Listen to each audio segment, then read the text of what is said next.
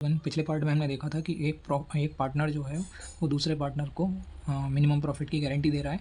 आज अपन देखेंगे जब एक से ज़्यादा पार्टनर या फर्म पूरी की पूरी प्रॉफिट की गारंटी देती है किसी एक पार्टनर को। क्वेश्चन दिया है आपको, A and B are the equal partners in a firm, they admit C for 1/4 share.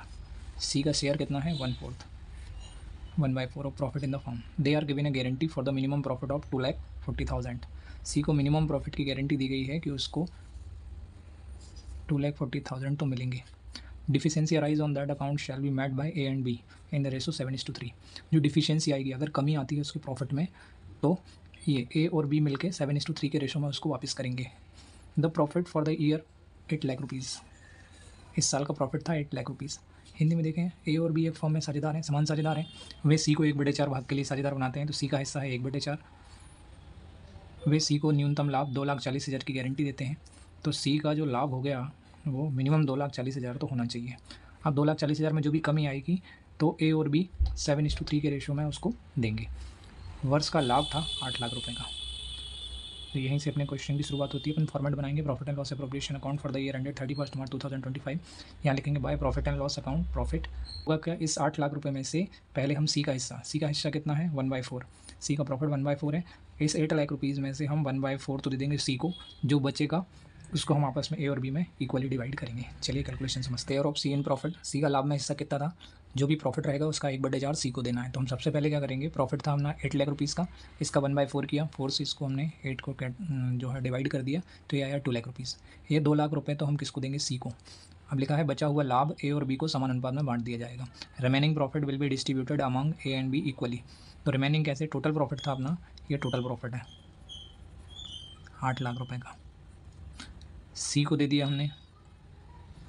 8 में से 2 लाख तो सी को दे दिया, बचा हुआ 6 लाख रुपये ये ए और बी आपस में बराबर बराबर बांट लेंगे। तो 6 लाख रुपीज़ का हाफ होता है 3 लाख रुपीज़।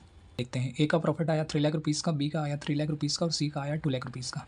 लेकिन इसको मिनिमम गारंटी थी 2,40,000 की।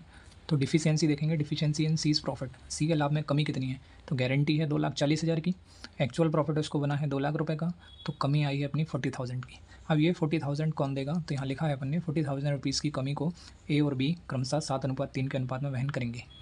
मतलब द डेफिसिट ऑफ 40,000, ये जो 40,000 रुपये हैं, is to be shared by A and B in the ratio 7:3। तो इस 40,000 में से 7/10 कौन देगा? ए देगा। और 40,000 का 3/10 कौन देगा? बी देगा। चलिए कैलकुलेशन करते हैं। 10 से 10 को कैंसिल किया, 7 का मल्टीप्लाई 4,000 8,000, ऐसे ही 10 से 10 को कैंसिल किया, ये ए देगा सी को, ये देगा बी सी को। अब एक्चुअल प्रॉफिट देखते हैं क्या हुआ। दे रहा है अपने पार्ट में से 28,000 और बी दे रहा है अपने पार्ट में से 12,000। ऐसे 40,000 रुपये 40,000 रुपीज़ सी को मिल गए। तो सी का अपना हिस्सा हो गया, बी का अपना हिस्सा हो गया और ए का हिस्सा हो गया 2 लाख।